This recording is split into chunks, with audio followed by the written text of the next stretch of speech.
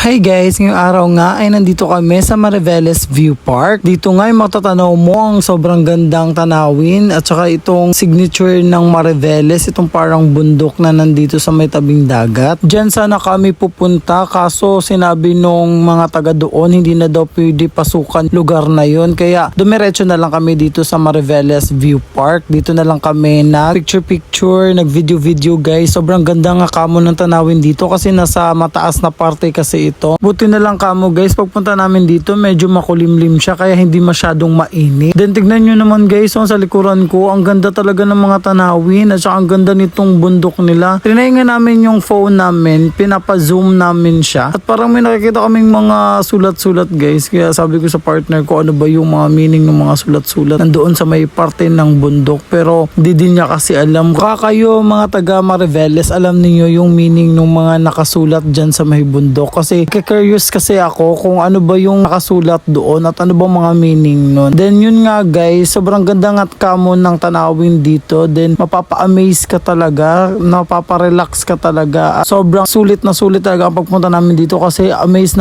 talaga ako sa ganda ng Mariveles, Bataan. And guys, dito ko na-end yung aking video. Sa mga hindi pa nakakapag-follow sa akin, follow me guys. Thank you.